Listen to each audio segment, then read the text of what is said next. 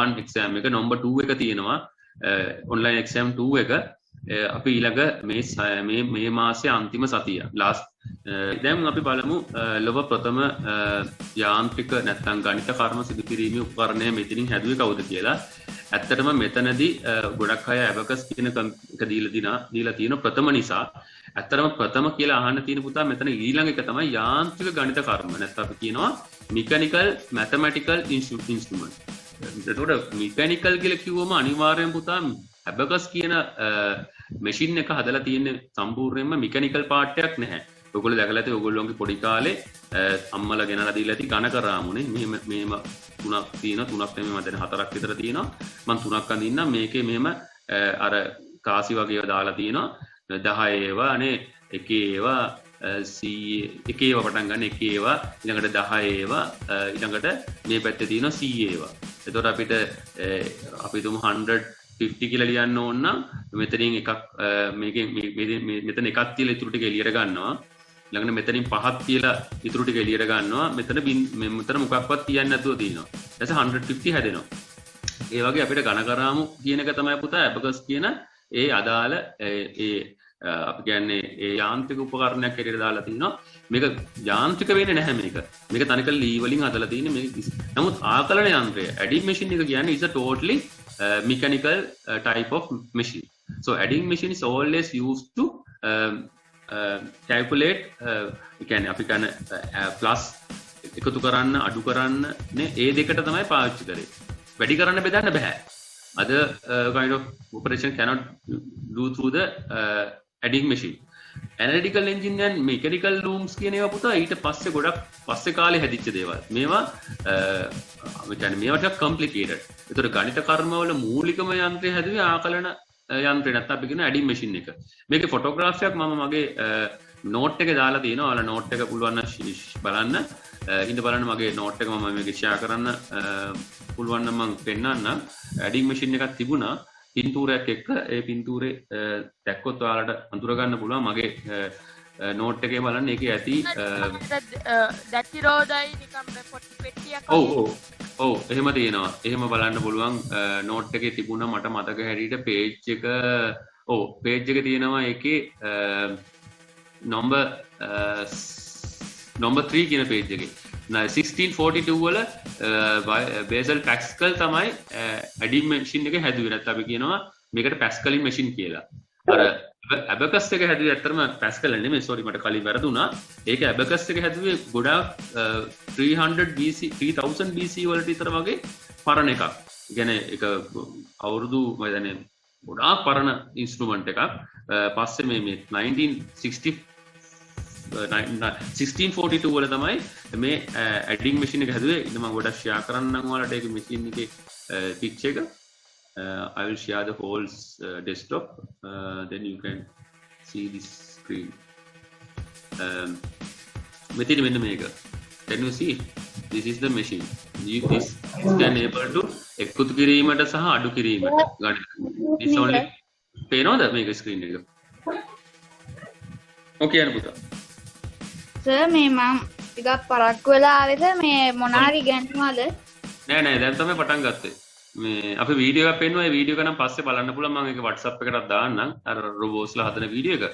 පුළුවන් තරම් බලන්න 10:25 වලට මෙන්න. කියන්නේ විනාඩි 5ක් කලින් එන්න. මොකද ගොඩක් අලුත් වීඩියෝස් දානවා 5 minutes වලට කලින් වගේ. ඉතින් ඒක නිසා පොඩක් කලින් join වෙන්න බලන්න. right මේකේ පේනවා ඔයාලට එකතු කිරීම සහ අඩු කිරීම කියන ගණිත කර්ම තමයි මේක හරහා වැඩිපුරම පාවිච්චි කරලා තියෙන්නේ. එහෙනම් මේක adding machine එක තමයි පුතා world first mechanical machine එක. එහෙනම් මතක තියාගන්න world first mechanical machine. මේකෙන් බලන්න mechanical කියන්නේ මේකේ තියෙන body wheels දැතිරෝද. So that's how you can say this is the world first mechanical machine. නැත්නම් world first adding machine. මේ අපි කියන්නේ අර යාන්ත්‍රික මේ යන්ත්‍රය කියලා කියන්න පුළුවන්. right අපි යමු ඊළඟ ප්‍රශ්නෙට. ඊළඟ ප්‍රශ්නේ තමයි අපි පොඩ්ඩක් ඉක්මනට කරමු. මොකද අද පාඩම ප්‍රෝග්‍රෑමින් පටන් ගන්න තියෙනවා සර්ට. පොඩ්ඩක් හොඳට අහගන්න. ස්ක්‍රැච් එකේද? ඔව් සර් මේ සර් පටන් ගන්න අද ස්ක්‍රැච් එක නෙමෙයි ස්ක්‍රැච් එක පටන් ගන්න නෙස්පීක් එකේ. අද අපි ෆන්ඩමෙන්ටල්ස් ඉගෙන ගන්න එකේ තියරි පාර්ට් එක. right හරි ඊළඟට අපිට ලොව ප්‍රථම යාන්ත්‍රික පරිගණකය යාන්ත්‍රික පරිගණකය කිව්වම පුතා දැන් මේකේ තිබුණේ කලින් යාන්ත්‍රික ඉන්ස්ට්‍රුමන්ට් එක. දැන් එතකොට ගොඩක් අයට තේරෙන්න ඕන පරිගණකයක් කිව්වොත් අනිවාර්යයෙන්ම මේක යම්කිසි ඩිවයිස් එකක් ඒකේ ඔක්කොම කම්ප්ලීට් වෙලා තියෙනවා. ඒතර මම ඒකේ වීඩියෝ එක කලින් පෙන්නුවා මම මේක අප්ලෝඩ් කරා වීඩියෝ එක. මෙන්න මේ වගේ අපි ලොකු අර එන්ජින් එකක් විතර මේ වෙහිකල් එක කියන්නේ කාරේ මේ කෝච්චි එන්ජින් එකක් විතර විශාල එන්ජින් එකක් තමයි මේ යාන්ත්‍රික පරිගණකයේ හැටියට අපිට හම්බුනේ. First mechanical computer. ඒකේ ස්ටීම් ඒ කියන්නේ ඒක වැඩ කරන්නේ ස්ටීම් බලයෙන්. ඒ කියන්නේ අර ස්ටීම් කියන්නේ අර වාෂ්ප බලයෙන්. එතකොට ඒකෙන් තමයි ඒකට පවර් එක දෙන්නේ. එතකොට මේක ඇතුලේ ලොකු මෙකැනිකල් පාර්ට් එකක් වෙනවා. ඒක වෙලා තමයි අපිට ඉන්පුට් අවුට්පුට්ස් ඔක්කොම මේකෙන් ප්‍රොසෙස් වෙලා එළියට එන්නේ. එතකොට මේ වගේ ඩිවයිස් එකකට අපි මේකට අපි කියනවා ඇනලිටික් එන්ජින් කියලා. මේ ඇනලිටික් එන්ජින් එක මම මීට කලින් ඔයාලට පෙන්නුවා. ඉන්න මම මේක ඇනලිටික් එන්ජින් එක. එතකොට මේක තමයි ලෝකයේ හදපු පළවෙනිම ඩිවයිස් එක. එතකොට මේ ඇනලිටික් එන්ජින් එකේ ස්ටීම් එන්ජින් එකෙන් තමයි මේකට පවර් එක දුන්නේ. හරි මේ කූසෙකුත් උඩ යනවා. ඇවිදින මේක ලොකු එන්ජින් එකක්. එතකොට මේ මැෂින් එකේ මේ ඔක්කොම ස්ටෝර් කරන ඒරියා එක. එතකොට මේකේ තව ගොඩක් දේවල් තියෙනවා අපිට කතා කරන්න. මම මේක ගැන කතා කරා මගේ ක්ලාස් එකේ මොකද ගොඩක් වෙලා අපිට මදි නිසා කතා කරන්න. මේකේ මේ තියෙන්නේ මෙන්න මේ හරියට printers තියෙනද මේක ඊළඟ step එක තමයි මේන් අර සර් මෙන්න මෙතන අපිට බලා ගන්න පුළුවන් මේකේ හරියටම technology wise කොහොමද ආවේ කියලා. මෙතන inputs මෙතනින් අපිට ගත්තා. මෙතනින් outputs ගන්න තැන මේ micro programs වෙන තැන, මේ program parts වෙන තැන. ඉතින් මේ ඔක්කොම මේ memory එක මේක හරියට මේ change වුණා. මේ whole system you can use as a you can feel like as a computer. computer එකකට ඔයාලට මේක දැනෙන්න ඕන. මේ ඇනලිටිකල් එන්ජින් එක ඒ කාලේ හදපු මැෂින් එකක් පළවෙනියටම. ඉතින් ඒක තමයි ආන්සර් එක හැටියට ඒ ප්‍රශ්නට එන්නේ. සෙකන්ඩ් ක්වෙස්චන් එක. තර්ඩ් එක ඇවිල්ලා ගොඩක් අය මේකට උත්තර දීලා තිබුණා. මෙයාගේ ෆොටෝ එක දැක්ක ගමන් ඔයාලට අදහස යන්න ඕනේ. මෙයා චාල්ස් බැබේජ්. ඒතර ඒකේ අහනවා became famous as a father of computer. ඒක හරි.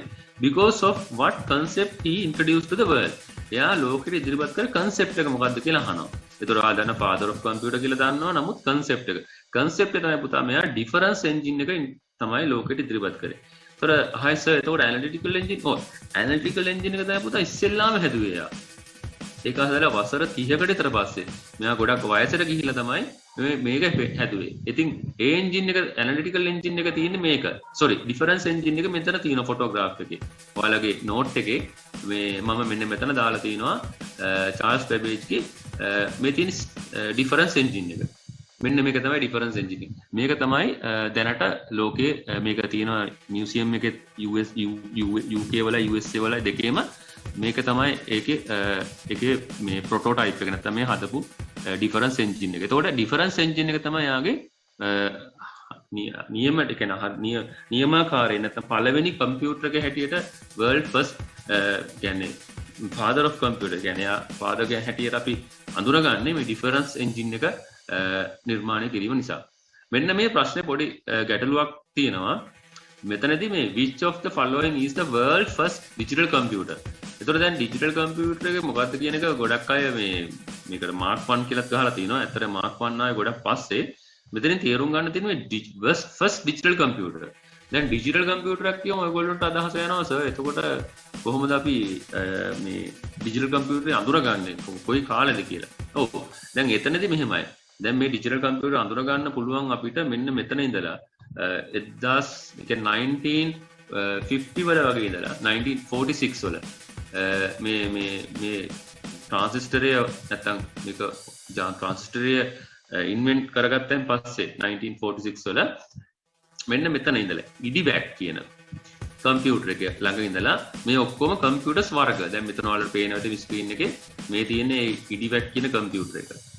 මෙතන තියෙන යුනිවැක් කියන කම්පියුටර් එක. එතකොට දැන් මේ කම්පියුටර්ස් වල නම් බැලුවොත් ඔයාලට මේක තේරුම් ගන්න බැරි වුණාට මේක කෑලි කැඩුවොත් මේකේ තියෙන ෂෝට් ෆෝම් එකෙන් ලියලා තියෙන්නේ electronic discrete variable automatic computer.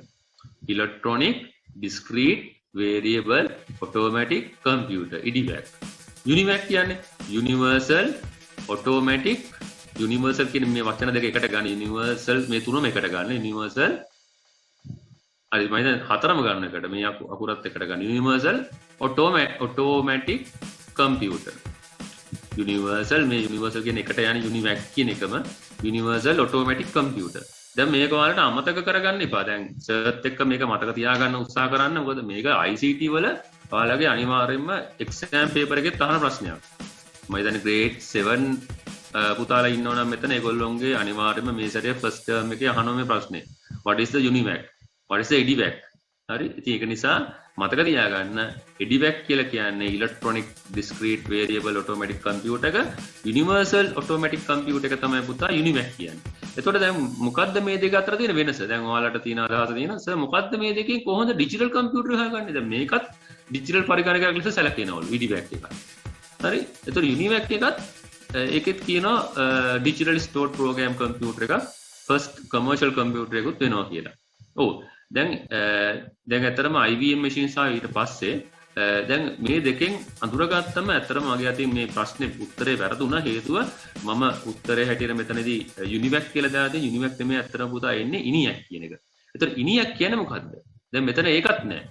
එතකොට සර් මොකද්ද මේ ENIAC කියන්නේ? දැන් ENIAC එක තමයි පුතා මෙන්න මෙතනදී අපි හොයාගත්තේ ලෝකයේ. ENIAC කියලා කියන්නේ electronic numerical integrator and computer.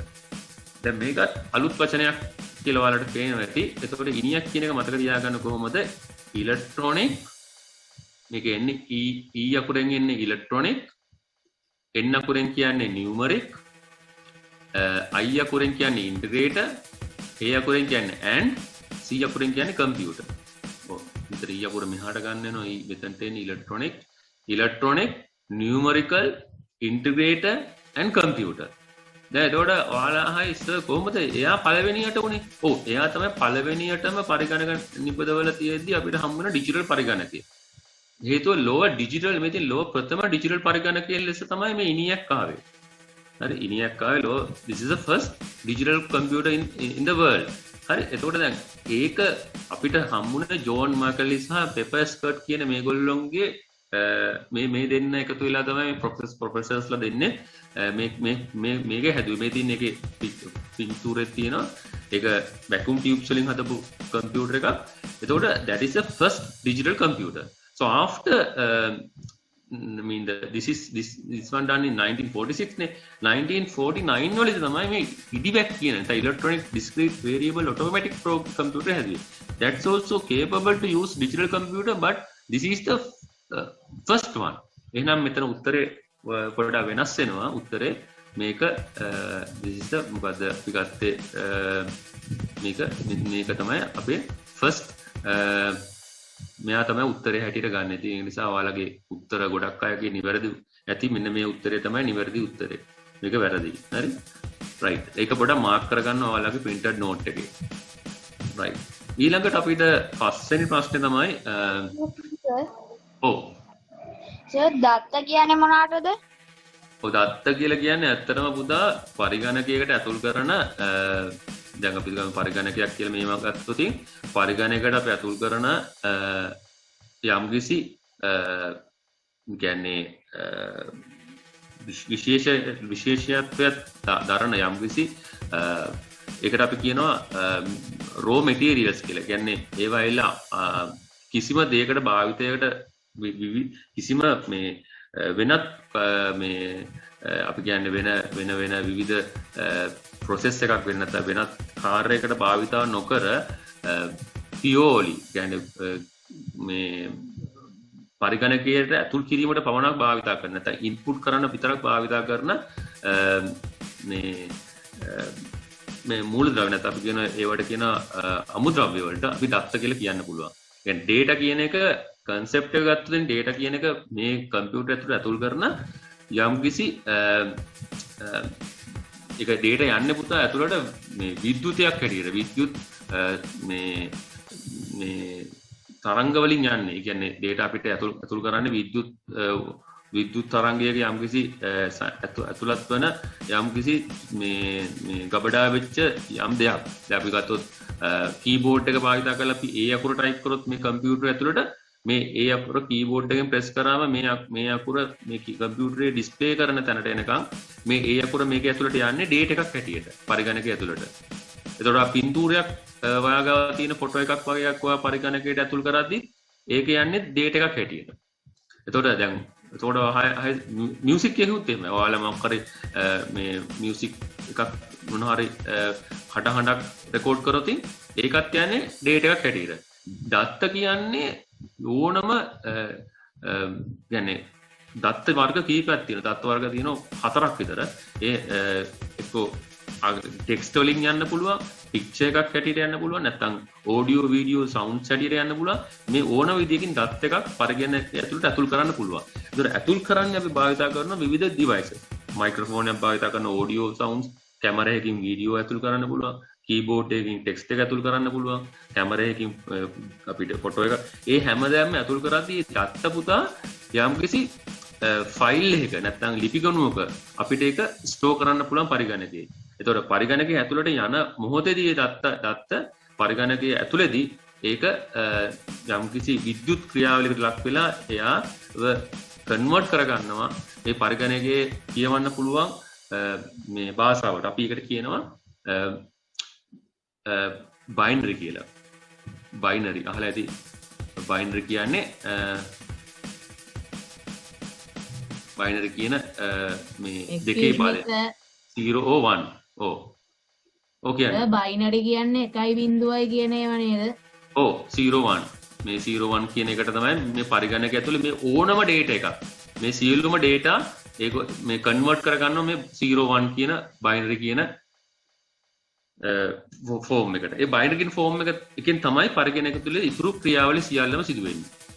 Right. දැන් මෙතනදී වෙන්නේ දත්ත ආදාන උපාංගය නැත්නම් which is the following is the first source of data input from an input device.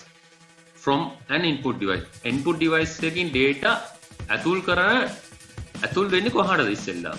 ඔව් දැන් මෙහෙමනේ. දැන් පරිගණකය ගත්තම මේ විදියට. දැන් පරිගණකය විතරක් නෙමෙයි රොබෝ යන්ත්‍රයක් ගත්තත්. රොබෝ යන්ත්‍රයකට data එකක් input කරනකොට දැන් data එක මෙහෙම රොබෝ යන්ත්‍රය ඇතුළට එනවා කියන්නකෝ. නැත්නම් පරිගණකයට මේ data එක එනකොට මේ data එක එවන්නේ කවුද? එවන්නේ input device එකකින්. එතකොට මේ තමයි පුතා input device එක තියෙන්නේ. මම මේක IP කියලා දාන්නම්කෝ. මේ input device එක තියෙන්නේ පරිගණකයෙන් පිට තියෙන්නේ. පරිගණකයෙන් පිට ඔයගොල්ලන්ට කියන්න පුළුවන් input device එකක් හැටියට keyboard එක ගන්න පුළුවන්. හොඳ උදාහරණයක්. ඒතර මේ keyboard එක මම මෙහෙම ඇන්දොතින් මේ තියෙන්නේ පුතා input device එකක්. මේ input device එකෙන් තමයි මේ පරිගණකයට දත්ත ඇතුල් කරන්නේ. එතකොට මේ දත්ත ඇතුල් කරද්දී ඕගොල්ලන්ට ප්‍රශ්නය මේ පරිගණකයේ මේක ගිහින් කොහාටද ඉස්සෙල්ලාම මේ දත්ත එක යන්නේ? ඔව් දත්ත එක ඉස්සෙල්ලාම යන්නේ පුතා කොහාටවත් මේ පරිගණකයේ RAM එක ඇතුළට. RAM එකට තමයි මේ දත්ත එක මුලින්ම යන්නේ. එතකොට සර් RAM එක කියන්නේ මොකද්ද? ඔව් RAM එක කියලා කියන්නේ පරිගණකයේ තියෙන primary memory එක. මොකද්ද? ප්‍රාථමික නැත්තම් ප්‍රධාන memory එක. primary memory එක. primary memory එක කියලා අපි ගැහුවොතින් කවුරු හරි නැත්නම් ඔයගොල්ලෝ ගැහුවොතින් කොහාටද මේ දත්ත එක යන්නේ කියලා මතක තියාගන්න. ඒ කියන්නේ primary memory එකට. ඊළඟ සැරේ වරද්දන්න එපා උත්තරේ මේ එක උත්තරයක් වෙන්නේ නැහැ. secondary memory කියලා කියන්නේ පුතා hard disk එක. hard disk එකට ගෙලින්ම අපි ඉන්ටර් කරන දත්ත යන්නේ නැහැ. හරි hard disk එකට යන්නේ නැහැ. CPU එක ඇතුළට යන්නේත් නැහැ. CPU එක තියෙන පුතා ඊට චුට්ටක් පල්ලෙහායි. CPU කියන්නේ microprocessor එකනේ. අර මේ වගේ අපි මෙහෙම ඇන්දොතින් මේ වගේ පොඩි chip එකක් තියෙන්නේ. මෙන්න මේ වගේ අපි නිකන් circuit එක මෙන්න මෙහෙම අපි සම්බන්ධ වෙලා තියෙන motherboard එකට මේකට යන්නේ ඉස්සෙල්ලා RAM එකට ආවයින් පස්සේ තමයි RAM එකෙන් තමයි මේකට යන්නේ. එහෙනම් කවුරු හරි වොත් දෙවණියට කොහාටද යන්නේ? ඔයාගේ දත්තේ. අන්න දෙවණියට යන්නේ පුතා CPU එකට. processor එකට. එහෙනම් මතක තියාගන්න පළවෙනියට යන්නේ RAM එකට, දෙවණියට යන්නේ CPU එකට. එතකොට අහුවොත් තුන්වෙනියට යන්නේ. ඔව් තුන්වෙනියට යන්නේ CPU එකෙන් කොහාටද යන්නේ? CPU එකෙන් යනවා කැමති නම් අයිමත් යනවා RAM එකට ගිහිල්ලා ස්ටෝර් කරලා ඒක ඩිස්ප්ලේ කරනවා. නැත්නම් යනවා hard disk එකට ගිහිල්ලා අපිට ස්ටෝර් කරන්න පුළුවන් තුන්වෙනිට ඕන hard disk එක. හරි මෙහෙම අහන්නේ පළවෙනි එක තමයි අහන්නේ. මේ උත්තර අහනකොට නැත්නම් දෙවෙනි එක තුන එහෙම අහන්නේ. ඒ නිසා පළවෙනියටම යන්නේ RAM එකට. එහෙනම් වාරක මතකය කියන්නේ. එතකොට හයිස කෑෂ් මෙමරි කියන්නේ. ඔව් කෑෂ් මෙමරි තියෙන පුතා මේ RAM එකයි CPU අතර තියෙන චූටි පොඩි අයිටම් එකක්. මෙන්න මේක තමයි කෑෂ් මෙමරි. එතකොට මේ කෑෂ් මෙමරියක් තියෙන හේතුව තමයි හිතන්නකෝ CPU එක රෙස්පොන්ඩ් කරේ නැත්නම් මේ RAM එකෙන් එවන සිග්නල් එක එක සැරේට CPU එක ඇතුළට ගියේ නැත්නම් කෑෂ් මෙමරි චුට්ටක් වෙලා මේ ඩේටා එක තියන් ඉන්නවා. අපි තුමු A කියන ඩේටා එක නැත්නම් අපි තුමු 2 කියන ඉලක්කම මේක චූටි වෙලාවක් පොඩි කාලයක් අල්ලන් ඉන්න. දැන් මෙහෙම හිතන්නකෝ. දැන් ඔයගොල්ලෝ මොනවා හරි ඩිවයිස් එකක් හදනවා. අදත් ඔයගොල්ලෝ අර බෆර් කරනවා කියලා කියන්නේ. බෆර් කරනවා කියන්නේ ඒකේ චුට්ටක් වෙලා අල්ලන් ඉන්නවා. අනිත් එකට කරන්ට් එක දෙනකම්. අපි කියන බෆර් එකට අපි යූස් කරන බෆර් සෝසස් යූස් කරනවා. ඊට පස්සේ ඉලෙක්ට්‍රොනික සර්කිට්ස් වල ගොඩක් බෆර්ස් යූස් කරනවා. ඒතර කෑෂ් මෙමරි කියන්නේ ඩේටා එකක් අනිත් ඩිවයිස් එක රෙස්පොන්ඩ් කරනකම් චුට්ටක් තියන් ඉන්නවා. දැන් හිතන්න ඔයගොල්ලොන්ට මේ යාළුවෙක් දෙනවා පොඩි හිතන්නකෝ මේ දැන් හිතන්නකෝ මෙහෙම දෙයක්. දැන් මේ ලොකු අපි දන්නෝ ගෙදරක් හදනවා. ගෙදර හදාදී මේ ගඩොල් කැට මෙහෙම දැන් අර ඔක්කොල හදන ගඩොල් කැටි අර යටින් ඉඳන් උඩට විසික් කරනවා වහලට. හරි දැන් මෙහෙම යටින් ඉඳන් උඩට විසික් කරනවා චක්ගාලය අල්ලනවා. දැන් මෙහින් විසික් කරනවා ඉතින් අල්ලනවා. දැන් ඔයාලගේ ගඩොල් කැට විසික් කරන අය ඉන්නවා තව පොලිමක් එහා පැත්තේ. හරිද? දැන් එතකොට දැන් උඩ ඉන්න එක්කෙනා බැරි වෙලාවටි ගඩොල් කැටේ ඇල්ලුවේ නැත්තම් මොකද වෙන්නේ? අර පල්ලෙහා ඉන්න එක්කෙනාගේ ඔළුවටනේ වැටෙන්නේ. ඉතින් ඒක නිසා කෑෂ් මෙමරි කියලා කියන්නේ දැන් අර උඩ ඉන්නේ CPU කියලා හිතන්නකෝ යට ඉන්නේ RAM එක.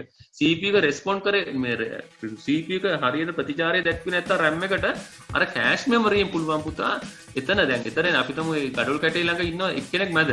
එයා දෙපැත්ත ඔපරේට් කරගෙන ඉන්නේ. එයා මේ පැත්තෙන් එන ටිකයි මේ පැත්තෙන් එන එකයි හොඳට බලන් ඉන්නේ. බැරි වෙලා එයා ඇල්ලුවේ නැත්තම් ඒ ගඩොල් කැටේ විබින් තියෙනවා. තේරුණාද? බලන්න හොඳට ගඩොල් කැට අල්ලන කට්ටිය උඩ එක්කෙනා රෙස්පොන්ඩ් කරලා නැත්නම් නගලා බිමින් කියලා ඊළඟ කැටේ අල්ලනවා. දැන් ඔයගොල්ලෝ අර මේ අවුරුදු උත්සව වලට අර වතුර පුරවන්නේ බෝතල් වලට. එතකොට බෝතලේ ඇල්ලුවේ නැත්නම් එක එක්කෙනෙක් අතේ තියන්න ඕනේ වතුර ටික. අනිත් එක්කෙනා බෝතලේ අල්ලනක ඒ වගේ අන්න ඒ කෑෂ් මෙමරි කියන්නේ ඒ తాවකාලිකව ඒ දත් එක අල්ලන් ඉන්නවා. ඒක තමයි කෑෂ් කියන්නේ. නැත්නම් මේ කෑෂ් කියන්නේ මේ මුදල් නෙමෙයි. දැන් ඔයගොල්ලෝ හිතයි කෑෂ් කියන්නේ අර සල්ලිද නෑ. මේ CACHE හරිද? CACHE කියන්නේ මේ කෑෂ් මෙමරිය පුතා තැන් දෙකක තියෙනවා. එකක් තමයි කෑෂ් මෙමරි තියෙනවා. තව තියෙනවා කෑෂ් එකක් තියෙන පුතා ප්‍රොසෙසර් එකේ ඇතුලේ. අන්නේ කෑෂ් වර්ග තියෙනවා තුනක්. L1 කියලා කෑෂ් එකක් තියෙනවා කෑෂ් වර්ගයක්. L2 කියලා කෑෂ් එකක් තියෙනවා. තව අලුතෙන් ඇවිල්ලා තියෙනවා L3 කියලා කෑෂ් එකක්. දැන් ඔයගොල්ලෝ ලැප්ටොප් එක කඩෙන් ගන්න යනකොට අහන්න ඕන මේ ප්‍රොසෙසර් එකේ විතරක් නෙමෙයි. මේ i5 ද තියෙන i7 ද නෙමෙයි අහන්න ඕන ඕකේ L1 කෑෂ් කීයක් තියෙනවද? L2 කෑෂ් කීයක් තියෙනවද? L3 cash. ඒගොල්ලෝ නිකන් අපහසුතාවයටපත් වෙන්න අහලා බලන්න.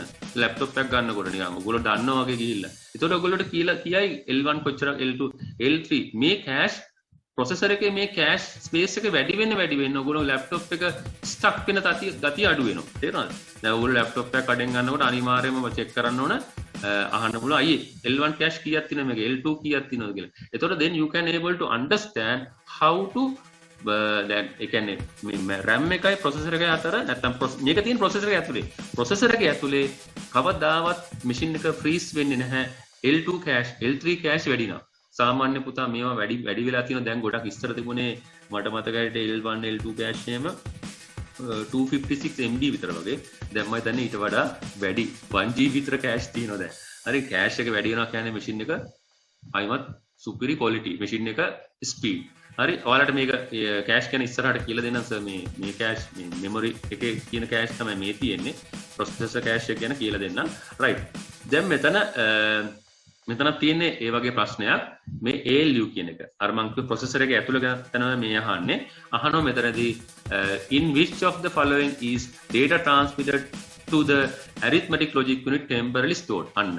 මේ temporarily stored වෙන තැන. එතකොට දැන් මෙතනදී උත්තරේ වෙනස්. So මෙතන තියෙන temporary storage registry එකනේ. ඔය L1 L2 cache ආවේ නෑනේ මේකේ. නෑ. L1 L2 cache තියෙන්නේ පුතා ALU එකේ ඇතුලේ. මේ තියෙන්නේ ALU එකෙන් ALU එකයි මේ අපේ තියෙන්නේ අපේ මේ මතකය කියන්නේ RAM එක තියෙන්නේ. RAM එක අතර තියෙන එක. මම මේක note එකේ තියෙන ඔයගොල්ලෝගේ ඇති බලන්න මගේ සර් රොබෝට් කෙනෙක්ගේ ප්‍රෝග්‍රෑම් එකට මොනවද ඇතුළත් කරන්නේ? රොබෝ කෙනෙක්ගේ ප්‍රෝග්‍රෑම් එකට ඇතුළත් කරන්නේ පුතා ඇත්තටම රොබෝ කෙනෙක් ප්‍රෝග්‍රෑම් කරන්නත් අපිට අවශ්‍ය වෙනවා අනිවාර්යයෙන්ම කම්පියුටර් equipment එකක්. ඒ කියන්නේ electronic device එක. ඒ කියන්නේ ඇත්තටම කියන අපේ කියන micro control device එකක්. micro control device එකකින් විතරයි රොබෝ කෙනෙක් අපිට හදන්න පුළුවන්. ඉතින් අපි Arduino වලින් robots එක හැදුවා. ඊළඟට අපි ඉස්සරහට හදන්න තියෙන Raspberry Pi වලින්. ඊට පස්සේ තව electronic මේ කියන්නේ අපි කියන micro controllers කම්පියුටර් ඩිවයිස් එකක් අනිවාර්යයෙන්ම ඕන රොබෝ කෙනෙක්ව ප්‍රෝග්‍රෑම් කරන්න. ඉතින් රොබෝ කෙනෙක්ව ප්‍රෝග්‍රෑම් කරද්දී රොබෝ කෙනෙක්ගේ ප්‍රෝග්‍රෑමින් එක ඇතුළට ගිහිල්ලා ඉගෙන ගන්න ඒ රොබෝගේ සිස්ටම් එක වැඩ කරන ඔපරේටින් සිස්ටම් එකක් දැනගන්න ඕනේ.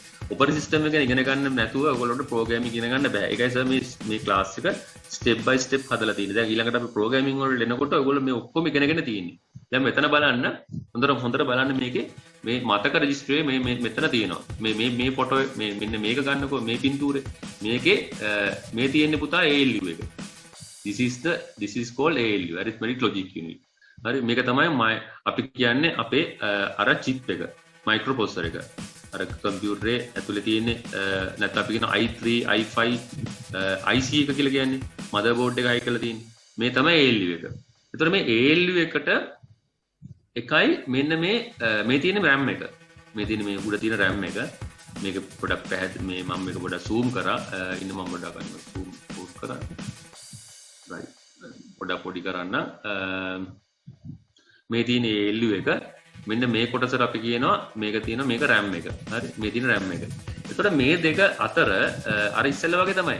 දැන් අර ගඩොල් කැටයක් අපිට උඩට විසික් කරද්දී උඩ ඉන්න දැන් එතුම ALU එක ප්‍රතිචාරය දැක්ුවේ නැත්තම් මේ මෙතනින් මෙහෙම දත්තයක් මෙහාට එනකොට ALU එක ප්‍රතිචාරය දැක්කේ නැත්තම් මතක රෙජිස්ටරේ තමයි ඒ தত্ত্বය తాවකාලිකව ගබඩා කරන් ඉන්නේ ALU එක ප්‍රතිචාරය දක්වනකම්. එතකොට මේ ප්‍රතිචාරය දක්වන්නේ කොහොමද? මේ කන්ට්‍රෝල් යුනිට් එකෙන් තමයි මේ ඔක්කොම හැන්ඩල් කරන්නේ. දැන් අපි දන්නවා ඔයගොල්ලෝ දැකලා ඇති රූකඩයක් මෙහෙම තියාගත්තොත් ඔයගොල්ලෝ රූකඩ නටන තැනක ඉඳලා තියෙනවා. මේ උඩ තියෙන මෙහෙම නූලක්. මේකෙන් තමයි මේ අතට එකක් හයි කරනවා, ඔළුවට එකක් හයි කරනවා, මේ අතට එකක් හයි කරනවා, කකුලට එකක් හයි කරනවා, නූල් හයි කරනවා මේ හැම එකටම. හරි. හයි කළා මෙයා මේක මෙහෙම හොලවනවා. මේ උඩට පල්ලෙහාට මේ පැත්තට රවුමට වටේට හොල්ලනවා. මෙයා තමයි පුතා කන්ට්‍රෝල් යුනිට් එක. හරිද? මේ නූල හොලවන එක කියන තමයි කන්ට්‍රෝල් යුනිට් එක. මේ රූකඩේ තමයි ඇත්තටම මේකේ ඇතුලේ තියෙන RAM එක, CPU එක මේ ඔක්කොම ALU එක. හරි මේ ඔක්කොම මේ රූකඩේ. එතකොට දැන් මේ කන්ට්‍රෝල් යුනිට් එකේ මේ විදිහට මෙහෙම වයර් ගිහිලා තියෙන හැමතැනම මේකට එකක් ගිහිලා තියෙනවා. මේ ස්ටෝරේජ් එකට එකක් ගිහිලා තියෙනවා. ඊට පස්සේ මේ තියෙන මේ RAM එකට එකක් ගිහිලා තියෙනවා. රෙජිස්ටර් එකට තව එකක් ගිහිලා තියෙනවා. ALU එකට තව එකක් ගිහිලා තියෙනවා. හරි. එතකොට දැන් මේ වයර් ගිහිලා කරන්නේ කන්ට්‍රෝල් යුනිට් එකෙන් කරන්නේ මේගොල්ලන්ට හරියට මේ සිග්නල් කන්ට්‍රෝල් යුනිට් එකෙන් කරන්නේ සිග්නල්ස් එනවද කියලා චෙක් කරනවා.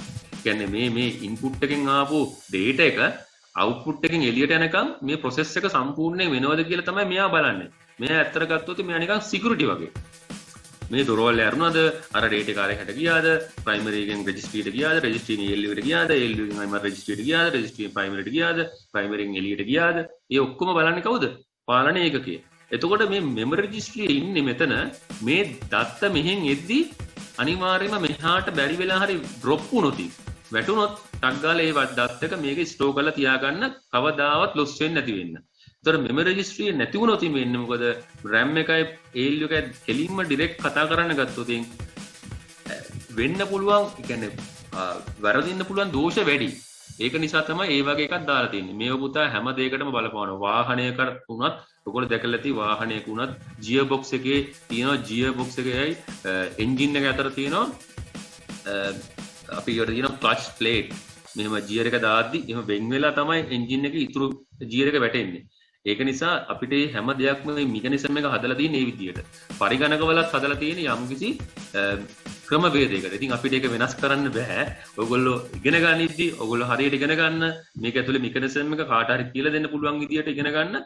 එතකොට තමයි ඔයාලට මේකේ තියෙන වැදගත්කම මේ කෝස් එක කරගන්න එකේ වැදගත්කම තියෙන්නේ.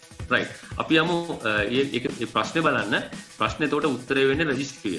හේතුව තමයි in which following data transmitted to the arithmetic logic temporarily stored වෙන්නේ temporary එක තාමකාලික store වෙන්නේ කොහෙද රෙජිස්ට්‍රියේ. අනිත් කොහෙවත් නෙමෙයි රෙජිස්ට්‍රියේ store වෙන්නේ.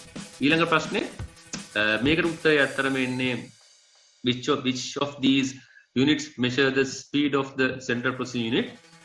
මෙතනදී තේරුම් ගන්න මේ දැන් ගොඩක් අය ලියලා තිනවා මේ කිලෝහර්ට්ස්. එතන මේ කිලෝහර්ට්ස් කියන එක ඇත්තටම ඒ කියන්නේ ඔයාලගේ පැත්තෙන් ගත්තොත් ඒක උත්තරේ නරකම නැහැ. හොඳ උත්සාහයක්. හර්ට්ස් නම් වෙන්න විදියක් නැහැ. නැනෝ හර්ට්ස් ටක් වෙන්න විදියක් නැහැ.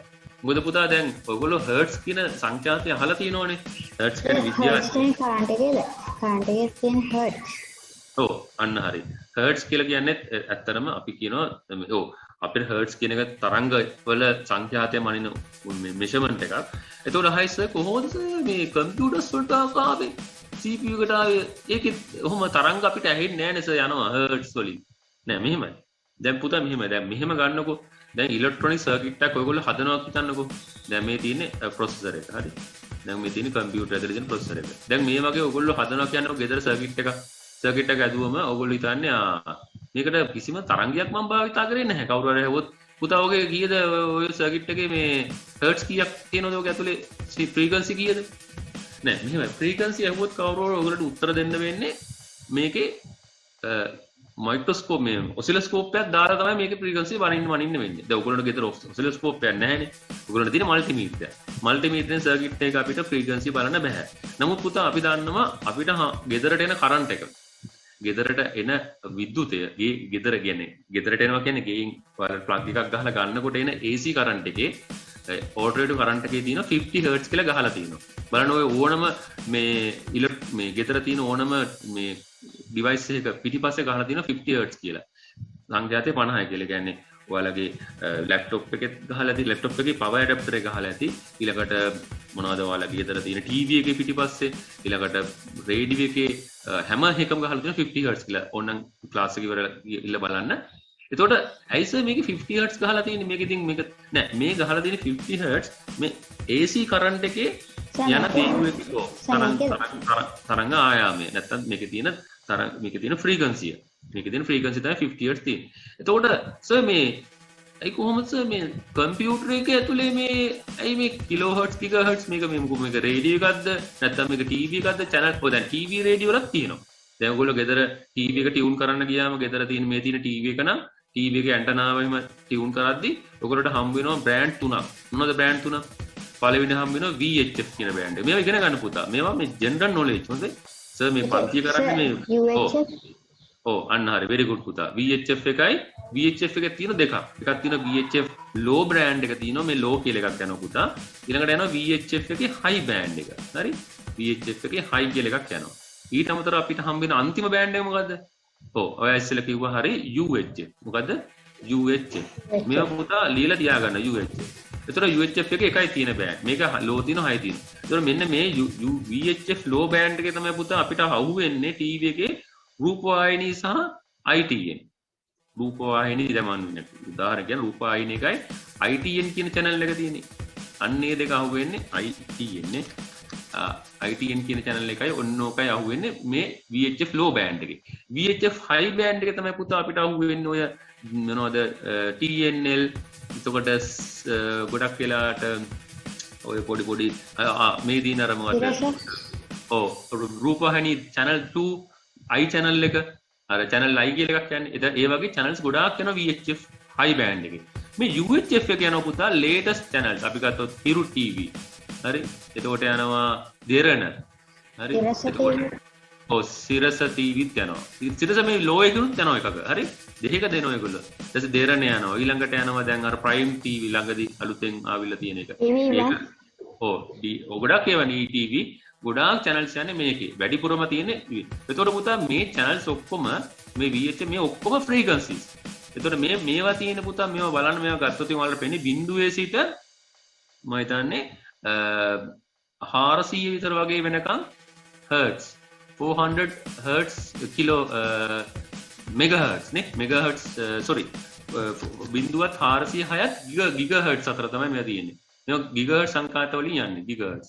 ඊළඟට 400 ඉඳලා මම හිතන්නේ 800 වගේ වෙනකම් පුතා මේ තියෙනවා VHF. UHF වල ඒ බ්‍රෑන්ඩ් එක වෙනස්. මේ ඔක්කොම යන්නේ gigahertz කියන සංඛ්‍යාතේ gigahertz. එතකොට සර් කොහොමද gigahertz ඒකෙත් gigahertz තියෙනවනේ. ඒතර කොහොමද මේ processor එකේ කොහොමද මේකේ ඇතුලේ gigahertz යන්නේ? මේ microprocessor ඇතුලේ කොහොමද මෙච්චර processing එකක් වෙන්නේ? නෑ මෙහෙම පුතා. දැන් මේ වෙන්නේ මේ ඔක්කොම තරංගනේ. මේක හයි කරලා තියෙන්නේ කොහටද මේ බෝඩ් මේ ප්‍රොසෙසර් එක මේක හයි කරලා තියෙන්නේ මදර් බෝඩ් එකකට මේක හයි කරලා තියෙන්නේ මොකටද මේ ප්‍රොසෙසර් එක මදර් බෝඩ් එකට මදර් බෝඩ් එක ඇතුලේ තමයි මේ ප්‍රොසෙසර් එක තියෙන්නේ මේ මදර් බෝඩ් එක ඇතුලේ විද්‍යුතය ගමන් කරන්න යම්කිසි සංඛ්‍යාත පද්ධතියක් හදාගෙන තියෙන්නේ මේකේ විද්‍යුතය ගමන් කරන්න ඒ ෆ්‍රීකන්සි එකට තමයි මේ මුළු බෝඩ් එක ඇතුලේ මේ කාර්ය සිදු වෙන්නේ. එතකොට මේ ෆ්‍රීකන්සි හදන පොඩි ඩිවයිස් එකක් තියෙන මේක ඇතුලේ අපි එකට කියනවා අපි මේ ගැන කතා කරා අපේ පළවෙනි කෝස් එකේ ක්‍රිස්ටල් කියලා. හරි ක්‍රිස්ටල් එක. ක්‍රිස්ටල් කියන ඩිවයිස් එක මේ ඉලෙක්ට්‍රොනික ඩිවයිස් එක මේ ක්‍රිස්ටල් එකෙන් පුළුවන් මේක අපි කියන සිංහලෙන් දෝලක යන්ත්‍රය කියලා. මෙයා හදනවා ෆ්‍රීකන්සි මෙයා හදන්නේ කොයිලාද ෆ්‍රීකන්සිස් හදන්නේ. හදලා මෙයා හදනවා උපරිමයටම ගේනවා මෙන්න මේ ගිගහර්ට්ස් කියන සරංග පද්ධතියක් මේක ඇතුලේ හදනවා. හදලා මෙයා මේක අතාරිනවා. අතාරියන් පස්සේ මේක ඇතුලේ සම්පූර්ණ පරිපතය ක්‍රියාත්මක වෙන්න ගන්නවා මේ කියන තරංග පද්ධතිය භාවිතා කරනවා මේක ඇතුලේ අභ්‍යන්තර ක්‍රියාකාරීත්වයට. එතකොට ආයිස කොහොමද මේ ප්‍රොසෙසර් එකට ගිගහර්ට්ස් එන්නේ? නෑ ප්‍රොසෙසර් එක ඇතුලේ දත්ත ගමන් කිරීමට දත්ත සහ තොරතුරු දෙකම ප්‍රොසෙසර් එක ඇතුලේ යනවා data and information. A data and information මේක ඇතුලේ එහාට මෙහාට ගමන් කරන්න යම්කිසි වේගයක් අවශ්‍යයි. ඒ වේගය තමයි අපිට මේ තරංග පද්ධතිය නැත්නම් සංඛ්‍යාතිය ලබා දෙන්නේ. එතකොට ආයෙත් කොහොමද වේගයක් තරංග පද්ධතිය ලබා දෙන්නේ? ඒ කියන්නේ පුතා මෙහිමයි. දැන් මම මේක තවත් වලට පැහැදිලි කරන්නම්. දැන් මෙහෙම ගන්නකො මේ තියෙන පුතා ඔගේ ඇතුලේ යන තරංග. මම මේ නිකන් අඳින තරංගයක්. මෙන්න මෙහෙම එකක් අඳින්නම්කෝ. හරි. මම මේ නිකන් මේ සරලව දැන් මේ තියෙන පුතා බිඳුවත් එකත් අතර යන තරංග පද්ධතියක්. මේ තරංග යම්කිසි වේගයකින් මේ කියන්නේ මේ තියෙන data. මෙන්න මේව තමයි මේ කම්පියුටර් එක ඇතුලේ යන්නේ. මේව යන්නේ නැහැ. හරිද? ෆ්‍රීකන්සිස් යන්නේ නැහැ. මේව නැහැ. මේ කියන්නේ 0.1 අතර. එතකොට මේ 0.1 අතර දත්ත ඉතා වේගයෙන් මේක ඇතුලට යන්න ඕන සිස්ටම් එකට. සිස්ටම් එක ඇතුලේ මේක වේගයෙන් දුවන්න ඕන. ඉතින් මේක වේගයෙන් දුවන්න යම්කිසි ෆ්‍රීකන්සියක් නැත්නම් මේක උඩ වාහකයක් ඕන. දැන් හිතන්නකෝ ඔයගොල්ලෝ දැන් ඔයගොල්ලෝට වේගයෙන්ම දුවන්න තේරුම් ගන්න පුළුවන් 0.1යි විතරයි නේද? ඔව් කම්පියුටර් ඇතුලේ තේරුම් ගන්න පුළුවන් 0.1යි. දැන් ඒතර හිතන්නකෝ මෙහෙම එකක් දැන් ඔයගොල්ලෝට වේගයෙන් යන්න ඕනේ හිතන්නකෝ ගමන. මොකද්ද ඔයගොල්ලෝ තේරුම් මේ ගන්න ඉස්සෙල්ලාම ගන්න මොකද්ද වේගයෙන් යන්න ඕන. හිතන්නකෝ දැන් ඔයාලා ගෙදර ඉඳලා අපි තුමු මේ ටවුන් එකට යන්න ඕන. මොකද්ද ඔයගොල්ලෝ තෝරගන්න වේගෙන් යන්න පුළුවන් වාහකය. ඒ කියන්නේ අපි තුමු යානයක් කියලා. යානයක් නෙමෙයි මොකක් හරි ගමන් කරන ක්‍රමයක්. කොහොමද ඉස්සෙල්ලා මොකද්ද තෝරගන්නේ? පයින් දුවලා යනවද ටවුන් එකට? නැත්නම් බයිසිකලයක් අරන් යනවද? නැත්නම් මොටර් සයිකලයක් යනවද? නැත්නම් කාර් එකක් යනවද? මොකද්ද භාවිතා කරන්නේ වේගෙන් යන්නේ? නිකන් සරලව කියන්නේ ඈ? කාර් එක. කාර් එක. ඔව් කාර් එක යනවා. දැන් එයා යන්නේ කාර් එක. ඒතර කාර් එකේ එයා යන්නේ කිලෝහර්ට්ස් වලින්. දැන් තව පුතෙක් කියයි මම නම් කාර් එකක් නෙමෙයි මට නම් ඇත්තටම හෙලිකොප්ටරයක් හම්බුනොත් මම යනවා පටක්ස් ගාලේ නැගලා. එතකොට එයා යන්නේ මොනවද? එයා යන්නේ ගිගහර්ට්ස් වලින්. ඇයි? එයා මෙතනින් නැග්ගා ඔව් විනාඩි දෙකක් ගියේ නෑ ටවුන් එකෙන් බැස්සා. කාර් එකේ ගියා නම් විනාඩි 5ක් විතර යනවා. තේරුණාද? එහෙනම් වාහකය ඔයාගේ දත්තේ කියන්නකෝ ඔයා ගන්නකෝ දත්තයක් හැටියට මේ දත්තය ඉක්මනටම ප්‍රොසෙසර් එකේ ඉඳලා මෙමරියට උස්සන් යන්නේ කවුද? මේ තරංගය තමයි යන්නේ තල්ලු කරගෙන. මේ data එක තල්ලු කරන්නේ මේ තරංගය. මේ data පුතා 0.1 හැටියටනේ data තියෙන්නේ. ඒතර මේ 0.1 හැටියට data මෙන්න මේ විදිහට මෙහෙම එනවා මේක කොයි වෙලාවෙත් මේක කම්පියුටර් ඇතුලේ එහෙම ගමන් කරනවා. අපිට ඇහැට පේන්නේ නැහැනේ මේ data. ඒතර මේ ගමන් කරන්න උදව් කරන වාහකය තමයි අර මං කිව්ව ෆ්‍රීකන්සිය. එහෙනම් වැඩිම ෆ්‍රීකන්සියක් තිබුණොත් මොකද වෙන්නේ? හොඳද නැද්ද? හොඳයි. ෆ්‍රීකන්සිය අඩු වුණොත් මේ නැනෝහර්ට්ස් කියන්නේ හර්ට්ස් වලට වඩා අඩුයි. අර නිකන් අර අපි කියන්නේ මේ රිනා කියන්නේ ඒවා. හර්ට්ස් කියන්නේ මදි. එහෙනම් වැඩිම ප්‍රමාණය දැන් ඉස්සරහට ගන්නකො මේ ගිගහර්ට්ස් දැන් අර මේ ඩෙල් සමාගමෙන් හදපු අර ලෝකේ මේ වේගපන්ද කම්පියුටරේ තියෙන පුතා මේ ගිගහර්ට්ස් නෙමෙයි. ඊළඟට තියෙන්නේ මම දන්නේ මේ මෙගාහර්ට්ස්. ගිගහර්ට්ස් මෙගාහර්ට්ස් වලට පස්සේ කිලෝහර්ට්ස් කිලෝහර්ට්ස් මෙගාහර්ට්ස් ගිගහර්ට්ස් පිකාහර්ට්ස් ගෝල් පිකාහර්ට්ස් PHZ පිකාහර්ට්ස් ඔය වගේ සෙනෝහර්ට්ස්. ඒ කියන්නේ මේකේ ඉස්සරහට තියෙනවා ලොකු තරංග පද්ධති. ඒව තමයි භාවිත කරන්න පුතා තාමද වේගයෙන් වැඩ කරන පරිගණක හදන්න. ඒතර අපිට හම් වෙන පරිගණකේ ඔයගොල්ලෝ ලැප්ටොප් එකක් ගන්න ගියාම අහන්න ඕන අයි මේකේ මොකද්ද ස්පීඩ් එක? i3 නම් i5 නම් ලැප්ටොප් එකක් ගන්න i5 කීයද ස්පීඩ් එක? ගිගහර්ට්ස් කීයද? 3 ගිගහර්ට්ස්ද? 3.1 ඔයාලගේ කම්පියුටර් එක ගහලා තියෙනවා මයි කම්පියුටර්ස් වලට ගියාම බලන්න පුළුවන් ස්පීඩ් එක. ඔය කියන්න පුතා. බයිට් මෙගාබයිට් වගේද? මේ මෙගාබයිට් නෙමෙයි. මේ පටලව ගන්න එපා. මෙගාබයිට් උයි මෙගාහර්ට්ස් උයි. මේ මෙගාහර්ට් මේක තියෙන මෙන්න මෙතන. මේ තියෙන්නේ ගිගාබයිට් ගේ පිළිවෙලටද යන්නේ. බයිට් එකත් ඒක පුතා දත්ත ගබඩා ගන්න මේ ඒකකයක්. බයිට් කියලා කියන්නේ. හරිද? මෙගාබයිට් මෙගාහර්ට්ස්. මෙන්න මේක තියෙන්නේ මෙතන. දැන් මේ this PC ගිහිල්ලා ඒකේ properties ගියාම මේ තියෙන්නේ මෙන්න මෙතන පෙන්නන්නේ ස්පීඩ් එක. ඔයාලට පේනවද මෙතන? දැන් සර්ගේ තියෙන 1.7 GHz කියලා. හරි? සර්ගේ ප්‍රොසෙසර් එකේ i3 ප්‍රොසෙසර් එකක් තියෙන සර්ගේ ලැප්ටොප් එකේ i3 මේ F4 මේ හතරෙන් කියන්නේ පුතා මේක 4th generation. G4 generation 4. G4 generation කියන්නේ පරම්පරාව. හතරෙන් පරම්පරාව. ඔව්. කො i5 එකක මොනවාගේ ඇතිද? කො i5 එක මොනවාගේ i5 එකක් ගන්න හොඳයි පුතා. ඔයාලා ලැප්ටොප් එකක් ගන්නවා අනිවාර්යයෙන්ම i5 ලැප්ටොප් එකක් ගන්න. i5 එකේ හම්බ වෙනවා processors ඇතුලේ processors දුවනවා ගොඩක් වෙලාවට හතරක් දුවනවා. එක processor ඇතුලේ තව core processors හතරක් දුවනවා. i5 තමයි ගොඩක් recommend කරන්නේ මේ සර්ගේ තියෙන i3 එකක්. ඔව්. මම කෝ i7 එක i7 නම් ගන්න යන්න එපා පුතා. i7 එකෙත් මේකේ 8ක් දුවනවා. අපිට එච්චර i7 ලැප්ටොප් එකක් සාමාන්‍ය භාවිතයට වැච්චර ලොකු දෙයක් එකෙන් කෙරෙන්නේ නැහැ. දැන් ඔයගොල්ලෝ ගන්න දේ ඔයගොල්ලෝට ප්‍රයෝජනවත් වෙන්න ඉපැ. නිකන් අතින් තව වැඩිපුර මිල මුදල් විතරක් වියදම් වෙනවා තේරුමක් නැහැ. නමුත් භාවිතයට හොඳම ලැප්ටොප් එක i5 එක. දැන් සර් ඇත්තටම ලැප්ටොප් එකක් නෙවෙයි සර් ගන්න ඉන්නේ ඩෙස්ක්ටොප් එකක්. දැන් ඇත්තටම ඩෙස්ක්ටොප් එකක් ගන්න පුළුවන් ඔයාලට ලැප්ටොප් එකට වඩා අඩුවට. මොකද ඔයගොල්ලෝ දැන් ගෙදරමනේ ඉන්නේ. හරි? ගෙදරම ඉන්නේ. ගෙදර කාමරේට ඩෙස්ක්ටොප් එකක් ගන්න. දැන් ඇත්තටම සර් තියෙන ඩෙස්ක්ටොප් එකක් ගන්න කියලා සර් හිතන් ඉති ලැප්ටොප් එකක් ගන්න කියලා. ඊට වඩා ගොඩක් හොඳයි ඩෙස්ක්ටොප් එකක් ගන්න. ඔව්. සර් ගේම්ස් ගන්න ලැප්ටොප් එකකින් ඔය සාමාන්‍ය ලැප්ටොප් එකකින් කරන වැඩ ඔක්කොම කරන්න පුළුවන්ද? පුළුවන් ගේම්ස් ගහන එකකින් කරන්න පුළුවන්. ඊට වඩා ගොඩක් හොඳයි. ඉතින් ගේම්ස් ගහන ලැප්ටොප් එකක් කියන්නේ පුතා ගේමින් ලැප්ටොප් එකක් කියන්නේ ඒකේ RAM මේ මෙමරි එක වැඩි. සර්ගේ 4GB තියෙන අනිවාර්යෙන් මේක දැන් ගන්න ඕන නම් 16GB වක්වත් තියෙන්න ඕන. හරි 16GB වක්වත් RAM එක තියෙන්න ඕන. හරි. එතකොට මේක i5 වක්වත් වෙන්න ඕන. ඉතින් මේවා ගේම් ගහන ලැප්ටොප් එකක් නම් ඒකයි හොඳට වැඩ කරන්න පුළුවන්. හැබැයි ලැප්ටොප් එක ගේම්ස් ගහන්න යන්න එපා. ලැප්ටොප් එක ඉක්මනට මොකද වෙන්නේ? කැඩෙනවා. ඇයි කැඩෙන්නේ? දැන් හරි සර් කොහොමද ලැප්ටොප් එක ගේම් ගහුවම ලැප්ටොප් එක කැඩෙන්නේ? නෑ ලැප්ටොප් එක ගේම් ගහුවම ලැප්ටොප් එක කැඩෙන්නේ මේ හේතුව නිසා. ලැප්ටොප් එකක් කියන්නේ පෝට් කියන්නේ හරිම මේ කියන්නේ ඒක ඩෙලිකේට් අයිටම් නෑ. ඩෙලිකේට් කියන්නේ ඒක ටක් ගාලා කැඩෙන සුළුයි. හේතුව තමයි ලැප්ටොප් එක ගේම්ස් ගහනකොට මේ ප්‍රොසෙසර් එක තියෙන පුතා. මේ ප්‍රොසෙසර් එක මාර විදිහට රත් වෙනවා.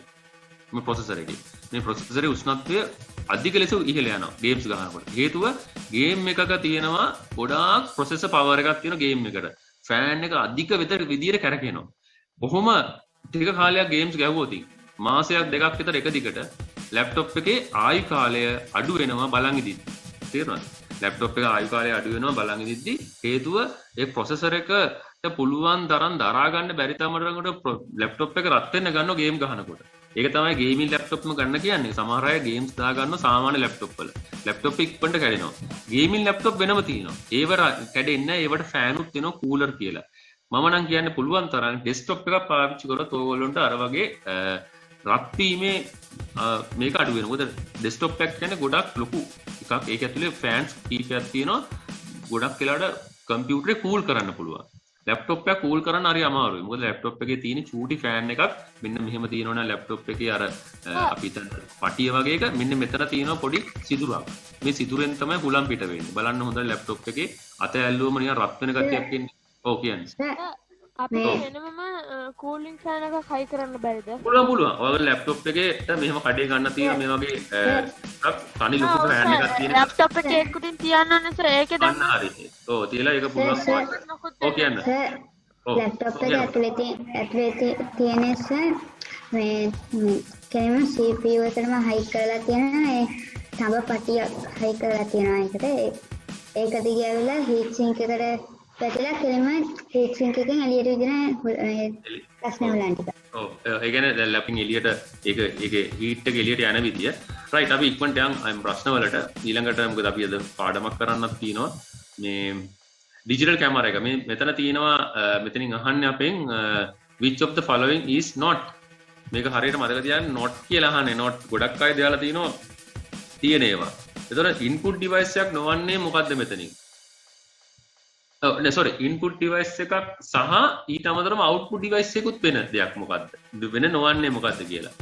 ඒ කියන්නේ ඒක input device එකකුත් වෙනවා output device එකකුත් වෙනවා. input එකකුත් හැටියටයි output. ඒතර පුතා මෙතනින් නෝනේ ගහන්නේ. ඒතර මයික්‍රොෆෝන් එක අනිවාර්යෙන් මේක input device එකක්. එයා කෙලින්ම කම්පියුටර් ඇතුළට data input කරන එක තමයි මයික්‍රොෆෝන් එක කරන්නේ කම්පියුටරේට. කම්පියුටර් data input කරන එක තමයි කරන්නේ. ඒක output device එකක් හැටියට ඒකෙන් data පිට කරන්න බෑ මයික්‍රොෆෝන් එකෙන්. එහෙනම් අනිත් මේ තුනම පුළුවන් අපිට input device එකක් හැටියට output device එකක් හැටියට වැඩ කරනවා. ඒක නිසා උත්තරේ මේක වෙනවා. ඒක يعني invert පැත්ත අහන්නේ නොවන එක අහන්නේ. ඊළඟට LED එකක් ගැන. මේක ඇත්තටම මම දැන් මේ general knowledge එකට ඔයාලගේ LED bulb එකක් ගැන ඔයාලා අහලා ඇති. LED එක LED bulb එක තියෙන advantage එක මොකද්ද කියලා මෙතනින්. Today මොනවද what is the main advantage used to use LED? හේතුව තමයි ගොඩක් වෙලාට LED එක පුතා low power energy, low power consumption, අඩු විදුලියක්. ඒක තමයි LED TV එකක ගොඩක් කරන්ට් එක අඩුයි. LED TV monitor එක. ඒ වගේම LED bulb වල voltage එක අඩුයි. මේ අනිත් ඒවා නිසා නෙමෙයි, මිල අඩු නිසාවත්ද බහුලව මෙතනදී most suitable එක අහන්න, most popular light emitter. කියන්නේ මෙතනදී ගොඩාක්ම ඇයි මිනිස්සු මේක මිලදී ගන්න LED? low power consumption නිසා. ඒක තමයි උත්තරේ එන්නේ. ඊළඟ ප්‍රශ්නේ තමයි අපිට හම්බ වෙන in which of these is the data related to the basic operation of the computer stored? එතකොට දැන් මෙතනදී බලන්න කම්පියුටර් ඇතුලේ ස්ටෝර් කරලා තියෙන මේ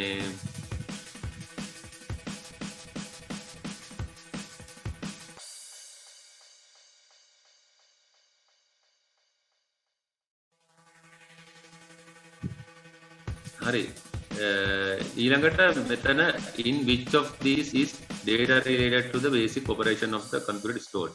එතකොට ඒකෙතනදී අපි දැනගන්න ඕන මේකේ මොකද්ද මේ කියන්නේ කියලා. in which of these is the data related to the basic operation of the computer.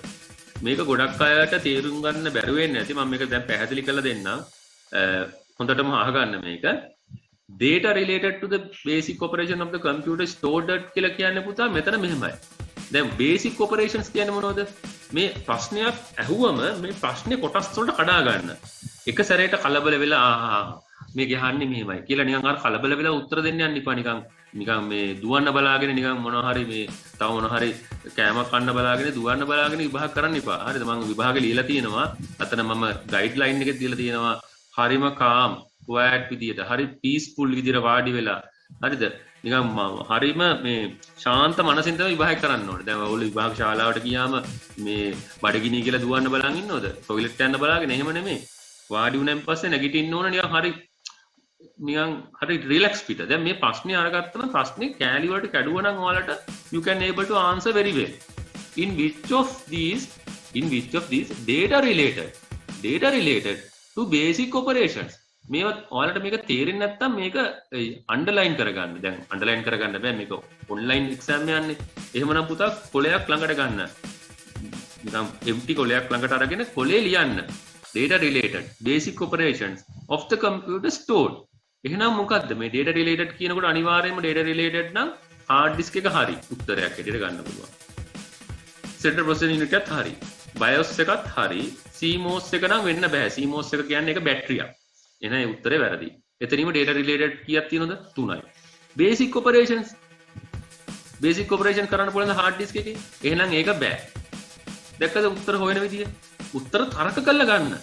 basic operation hard disk එකෙන් කරන්න පුළුවන්. දැන් hard disk එක තියෙන්නේ only store the data. ඔත් store කියන්නේ data read and write නේ.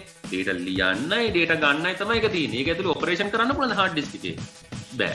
hard disk එක අපිට පුළුවන් දෙයකට මොන හරි මේ තර්කයක් දාන්න බෑ. එහෙනම් ඒ උත්තරේ වැරදි. එහෙනම් උත්තර දෙකක් අපි එවෙලෙම අයින් කරා. computer stored. computer store වෙලා තියෙනවා. එහෙනම් computer store ඇතුළට hard disk එක ගන්න බෑ. ඒතර මේ උත්තර දෙකෙන් මොකද්ද? දැන් එතකොට මෙන්න මේ උත්තර දෙකෙන් තමයි ඔයගොල්ලන්ට තර්ක කරන්න තියෙන්නේ. මේකද? මධ්‍ය සැකසුම් මේකට නැත්නම් in the central processing unit එකේ මේක කරන්න පුළුවන්ද? data related to the basic operations of the computer stored. which of this is the මෙතනින් තියෙන එකේ මොකද්ද කියලා අහනවා. ඒතර central processing unit එකේ ඇත්තටම basic operations කරන්න පුළුවන් වුණාට මෙතන අහන්නේ ඔව් මෙතනදී බේසික් ඔපරේෂන්ස් කියද්දි අපිට ඔළුවට එනවා හැමතිස්සෙම මෙන්න මේ BIOS කියන ඩිවයිස් එක. එතකොට අහයි සර් මොකද්ද මේ BIOS කියන්නේ? අපි අහලා නැහැ නේ මීට කලින්. ඔව් BIOS කියන්නේ පුතා මේක තියෙන්නේ කම්පියුටර් එකේ ඇතුලේ. ඒ කියන්නේ මදර් බෝඩ් එකේ එක තැනක තියෙනවා මේ IC එක. BIOS. ඇත්තට BIOS කියන්නේ පොඩි IC එකක්. අපි ඒකට කියනවා ROM එක කියලා. මේ ROM එක තියෙන්නේ මේකට තමයි ROM එක කියන්නේ. read only memory එක. මේකේ ලියලා තියෙනවා මේක වැඩ කරන්නේ CMOS battery CMOS settings වලින් තමයි මේක වැඩ කරන්නේ. ඒක උත්තරේ CMOS නෙමෙයි.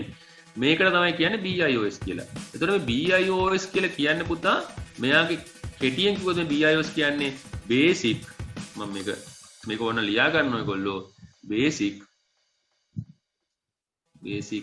input output basic input output systems. වද basic input output system වල මේ B අකුරයි I අකුරයි O අකුරයි S අකුරයි හැදෙන්නේ එහෙමයි. ඒතකොට මොකද සර් basic output systems කියන්නේ? ඔව් basic output systems කියන්නේ දැන් ඔයගොල්ලොන්ගේ දැන් කම්පියුටර් එක ඇතුලේ යම් කිසි විදියකින් කම්පියුටර් ඇතුලේ කියන්නේ ඩෙස්ක්ටොප් එකක් කියන්නේ කීබෝඩ් එක හයි කරලා තිබුණ නැත්නම් මේ මදර් බෝඩ් එකට කීබෝඩ් එක කනෙක්ට් කරලා තිබුණ නැත්නම් අපි හිතනවා මොකක් හරි විදියකින් ඒකට අවශ්‍ය කරන ප්‍රධානම කොටස් මවුස් එක කනෙක්ට් කරලා තිබුණ නැත්නම් හරි යම් කිසි ඩිවයිස් එකක් නැත්නම් මෙයා අඳුර ගන්නවා ඒ ඩිවයිස් එක කම්පියුටර් එකට සම්බන්ධ කරේ නැහැ කියලා මොනිටර් එකට ඩිස්ප්ලේ එකක් මැසේජ් එකක් කියවනවා. ඔයගොල්ලෝ දැකලා සමහරට ස්ක්‍රීන් එකේ සමහර දවස්වලට keyboard error, no keyboard found, no mouse found, battery dead 0. දැන් අපි දන්නවා ලැප්ටොප් එක charge කරන්න බැරි වෙලා සමහරට ඔයගොල්ලෝ on කරන්න ඕනේ. ලැප්ටොප් එකේ බැටරි මොකක්වත් නැහැ charge එක. හොඳටම බහැලා. මේ ස්ක්‍රීන් එකේ මැසේජ් එකක් එනවා battery low කියලා. මෙන්න මේ කළු පාට ස්ක්‍රීන් එකේ මේ මැසේජස් එවන්නේ. අන්න මේ මැසේජ් එවන්නේ මෙන්න මෙයා. අන්න මතක තියාගන්න කවුද මේ වැඩේ කරන්නේ? මේ BIOS කියන මේ පොඩි IC එක. හරිද? එතකොට බේසික් ඔපරේෂන් පරිගණකයක බේසික් ඔපරේෂන් කරන්නේ කවුද? මේ BIOS එක. එහෙනම් අද මතක තියාගන්න පරිගණකය ඇතුලේ බේසික් ඔපරේෂන්ස් කරන ඔය චූටි IC එක තමයි පුතා BIOS කියලා කියන්නේ. අපි BIOS එක ගැන අපි ඔයාලට බලන්න පුළුවන් BIOS එකට යන්න පුළුවන්. keyboard එකේ F1 මේක කරන්න එපා. ඒ කියන්නේ මේක දැනගත්තට ඔයගොල්ලෝගේ laptop එකට කරන්න යන්න එපා. මොකද ඔයගොල්ලෝ මේක මොකක් හරි වැරදලා ලැබුවොත් එහෙම ඇතුළට ගිහිල්ලා password එහෙම දාන්න පුළුවන්. ඒ නිසා මම මේක කියලා දුන්නා කියලා කරන්න එපා. නිකන් ඔන්න press කරලා බලන්න. ඒකෙන් එළියට එන්නේ escape button එක press කරන්න. දැන් ඔයගොල්ලෝ laptop එක on වෙලා පළවෙනි තප්පරයක් ගියාට පස්සේ laptop එක on වෙලා F2 key එක ඔබන keyboard එකේ. මේක ඔබනකොට කියන්නේ ඔබාගෙන ඉන්න එපා. F2 key එක ඔබන්නේ කොහොමද දන්නවද? එක සැරයක් එබුවා. සුට්ටක් වෙලා හිටියා. සුට්ටක් කියලා මෙහෙම තප්පර ගණන් නෙමෙයි. තප්පරෙන් භාගයක් විතර වගේ ඉඳලා තව සැරයක් ඔබන්න. තප්පර භාගයක් විතර තව සැරයක් ඔබන්න. නිකන් මෙහෙම ඔබන්න. ඔබනකොට F2 key එක ඔයගොල්ලෝට ස්ක්‍රීන් එකක් මතුවෙනවා. laptop එකේ. මේක තියෙන්නේ පුතා මේ laptop හදන අයට තමයි ගොඩක් වැදගත් වෙන්නේ. නමුත් ඔයගොල්ලෝ මේ BIOS කියන එක බලන්න ආස නම් F2 key එක press ටිකක් කියලා ඔබන්න laptop එක off කරලා. මේ වැඩ කරන වෙලාව ඔබන්න බෑ. off කරලා laptop එක on වෙන වෙලාවේ. laptop එක on කරන්න ඕනේ power button එක ඔබලා on කරන වෙලාවේ on කරලා ඊළඟ තප්පරේම පටන් ගන්න ඕනේ මේ F2 key එක ඔබා ඉන්න. ඔබා ඉන්නකොට screen එකක් එනවා. අන්නේ screen එකට තමයි අපි කියන්නේ BIOS නැත්නම් BIOS එකට යනවා කියලා කියන්නේ. ඔයාලා හදන අය දන්නවා BIOS එකට යන්න ඕනේ බලන්න. ඒ BIOS එකේ තමයි පුතා ඔයාලගේ සම්පූර්ණ විස්තරය දීලා තියෙන්නේ. පරිගණකය ඇතුලේ memory එක, hard disk එක ගැන, පරිගණකය ඇතුලේ serial numbers, ඒතකොට පරිගණකය ඇතුලේ තියෙන security, පරිගණකය ඇතුලේ මේ motherboard එකේ temperature එක, උෂ්ණත්වය, හරි ඒව බැලුවට කමන්නේ වෙනස් කරන්න එපා. හරිද? බලලා ඉවරනන් පස්සේ ඒකේ තියෙනවා exit එකට බටන් එකක්. එක් ගොඩක් වෙලාට escape බටන් එක ගැහුවාන් පස්සේ කෙලිමම restart වෙලා computer normal විදිහට back to normal ඒක boot වෙන ගන්නවා Windows 10. නැත්තම් තියෙනවා exit කියලා තියෙන වෙනම F10 බටන් එක press කරලා ඒක yes ද no ද කියලා අහනවා. you want to exit yes කියලා දෙන්න. කිසි දෙයක් වෙනස් කරන්න යන්න එපා. වෙනස් කරොත් එහෙම සමහරට password එකක් දැම්මොත් එහෙම සමහර අය password දැම්ම password එක අමතක වුණොත් එහෙම මැෂින් එක BIOS එකට යන්නම් බෑ. එතකොට මදර්බෝඩ් එක ගලවලා මදර්බෝඩ් එකේ තියෙනවා ඒක රීසෙට් කරන්න බටන් එක. ඒකෙන් තමයි රීසෙට් කරන්නේ. ඒක ලොකු ප්‍රශ්නයක් වෙනවා. ඒ නිසා නිකන් ගිහිල්ලා escape කරලා යන්න. escape බටන් එකක් තියෙන්නේ කීබෝඩ් එකේ උඩම ESC කියලා මෙන්න මේ බටන් එක. ESC කියලා මේ බටන් එක ඔබන්න මොකක් හරි ප්‍රශ්නයක් ආවා. හරිද? F2 සමහර ලැප්ටොප් වල F2 තියෙනවා. සමහර ලැප්ටොප් වල පුතා තියෙනවා delete key එක. BIOS එකට යන බටන් එක මොකද්ද? delete key එක. delete කියලා key එකක් තියෙනවනේ මේ keyboard එක බලන්න. delete කියලා key එකක් ඇති. ඒ delete key එක තප්පර ගානක් වගේ. ඔව්. සමහර අයගේ පුළුවන් keyboard එකේ කොනේම තියෙනවා. ඈ? keyboard එකේ උඩම කෙළවරම තියෙනවා. home ඔව්. හරිද? එතකොට මේ වගේ බටන් ප්‍රෙස් කරලා ඔයාලට BIOS එකට ගිහලා බලන්න. මම මේ දෙන්නේ එක්ස්පීරියන්ස් එක. ඔයාලට මේ රොබෝ කෙනෙක් ඇදුවත් ඒ රොබෝ ප්‍රෝග්‍රෑම් කරන්න BIOS එකට ගිහිල්ලා මේවා බලන්න වෙනවා. හරිද? නැතුව මේක මට මේක හංගගෙන ඉන්න බෑ. ඔයාලට මේවා කියලා නොදී ඉන්න බෑ. මොකද ඔයාලා මේක කියලා දුන්නා කියලා ඔයාලගේ ගෙදර තියෙන මැෂින් කඩන්න එපා. නමුත් මේකෙන් BIOS එක බලන්න කොහොමද කියලා මම දැක්ක සර් BIOS එක. ශානියමයි හොඳට අදහසක් අරගෙන එළියට එන්න. එතනින් එහාට යන්න එපා මේ වැඩ පෙන්නන්න. මොකද ඔයගොල්ලෝ දන්නේ නැහනේ. දන්නවනම් කමන්නේ. දැන් සමහර පුතාලා ඉන්නවා ඒගොල්ලෝ BIOS එකත් එක්ක වැඩ කරලා ඒගොල්ලෝ දන්නවා BIOS අප්ග්‍රේඩ් කරන්න දන්නවා. BIOS එකේ settings වෙනස් කරන්න දන්නවා. දැන් ඔයගොල්ලෝ Windows 10 එහෙම laptop එකට install කරද්දී අනිවාර්යයෙන්ම BIOS එකට ගිහලා ඒකේ settings හදන්න ඕනේ. නැත්නම් Windows 10 install කරන්න බෑ. අර UEFI කියන mode එකට දාන්න ඕන hard disk එක boot වෙන්න. ඉතින් ඒවා අපි පස්සේ කියලා දෙන්නම් ඒවා time to time. right අපි ඊළඟ ප්‍රශ්නයට යමු. ඊළඟ ප්‍රශ්නේ කියන්නේ මධ්‍යම සැකසු නැත්නම් what is the main memory in central processing unit? අපි මේක ගැන ඉගෙන ගත්තා memory registers කියලා ඔය දැන් ඊට කලින් ඉගෙන ගත්තා. ඒක නිසා මම මේ ප්‍රශ්නේ අතාරින්න. which of these device has a larger storage capacity? ඉතින් පුතා මෙතනත් සමහර අය වරද්දලා දීලා තියෙනවා. මේ තියෙන්නේ storage capacities. storage capacities වලින් වැඩිම storage capacity තියෙන පුතා hard disk එකට. දැන් ඇත්තටම දැන් වර්තමානයේ අලුතෙන් එළ තියෙන hard disk තියෙනවා. දැන් කඩේ ගන්න තියෙන 1 TB hard disk ඔයගොල්ලෝට ගන්න පුළුවන්. 1 TB 2 TB SSD කියලා එකක් වෙලා තියෙනනේ. SSD කියලා තියෙන solid state drive. ඒක තමයි පුතා latest hard disk වර්ගේ. ඒවයි පුතා මේ storage එක අඩුයි. මේක ගොඩක් වෙලාට තියෙන්නේ 500 GB නැත්තම් ටිකක් අඩු මේ සාමාන්‍ය magnetic hard disk වලට අඩුයි මේකේ capacity එක. දැන් මේක latest මේකේ තියෙන මම හිතන්නේ දැන් ගන්න පුළුවන් මම හිතන්නේ ලංකාවේ නැහැ පිටරට ගන්න පුළුවන් 100 TB විතර වගේ hard disk තියෙනවා. terabyte 100ක් විතර වගේ hard disk දැන් හදලා තියෙන ලෝකේ. හරි. මේවා පුතා අඩුයි. මේවා 750 MB විතර තියෙන CD එක. CD එකට දාන්න පුළුවන් capacity එක 750 විතර වගේ. නැත්නම් MB DVD එකට දාන්න පුළුවන් capacity එක පුතා මේ DVD මේ කියන්නේ DVD එක 4.3 GB. මේවා කටපාඩමේ තියාගන්න. gigabyte 4.3යි. එතකොට ආයිස මොකද්ද Blu-ray එකට ගහන්න තියෙන පොඩි. නෑ Blu-ray එකේ තියෙන පුතා මේක CD හොඳේ 750 කියන්නේ CD එකේ capacity එක. The Blu-ray එකේ capacity 25 GB. 25 GB into 50 GB in between. gigabyte 50යි තමයි පුතා වැඩිම යන්න පුළුවන් Blu-ray එකේ. ඊට වඩා Blu-ray නැහැ. gigabyte 100 Blu-ray නැහැ. එහෙනම් වැඩිම hard disk capacity එකක් තියෙන්නේ 1 TB 2 TB එන්නේ දෘಢ තාංග නැත්තම් hard drives වලින්. right. so excuse me sir. oh sir මේ ලැප්ටොප් එකකට ගහපු පෙන් එකක් සර් තව ලැප්ටොප් එකකට ගැහුවාම අර කලින් ගහපු ලැප්ටොප් එකේ තිබ්බ වෛරස් ඒ ලැප්ටොප් එකට යනවද? අනිවාර්යෙන්ම ලැප්ටොප් එකකට ගහපු පෙන් එක තව පෙන් ලැප්ටොප් එකට ගැහුවොත් ඒ අරගේ තියෙන වෛරස් එක මේකට ට්‍රාන්ස්ෆර් වෙනවා. ඒක සාමාන්‍ය දෙයක්. පුතා ඔයාලට පුළුවන් සර්ගේ පොතක් රිලීස් වෙනවා ලබන තව සති දෙකකින් සරසවි බුක් ෂොප් එක මේ සරසවි ප්‍රින්ටර්ස් ලගෙන් සරසවි පොත් ප්‍රකාශකයන් වලින් ගන්න පුළුවන් සර්ගේ පොතක් පරිගණක ගැන තමයි යන්නේ. පරිගණකවල කම්පියුටර් හැකින් සම්බන්ධ ඔය පරිගණක ආරක්ෂාව ඒ කියන්නේ සිකියුරිටි ගැන. ඒ කියන්නේ කොහොමද වෛරස් එකක් කියන්නේ මොකද්ද? වෛරස් එකකින් මොකද්ද වෙන්න පුළුවන් දේ. ඒතර වෛරස් එකකින් කොහොමද අපි කම්පියුටර් එක ආරක්ෂා කරගන්නේ? ඒ සම්බන්ධ ලස්සන පොතක් කරලා තියෙනවා. මම හිතන්නේ පොත 600 rupees විතර වෙනවා. ඒකේ පොත මේ සරසවි බුක් ෂොප් එකෙන් දීලා තියෙන වටිනාකම. සර්ගේ එවන්නම් ෆොටෝග්‍රාෆ් එකක් WhatsApp එකට දාන්න. මම අහුවා ඒක දැන් print පුතා ඒක ඉංග්‍රීසි මීඩියම් සිංහල මීඩියම් දෙකෙන්ම ලියලා තියෙන්නේ. කම්පියුටරයක් කොහොමද අපි හැක් වීමෙන් වළක්ව ගන්න. how to ඒක ලියම තියෙන්නේ ethical hacking. ethical hacking කියලා තියෙනවා. අපි ethical hacking කියන්නේ පුතා hack වෙන එකෙන් වළක්වා ගන්න කියන වචනේ තමයි ඉංග්‍රීසි වලින් කියන්නේ. ethical hacking.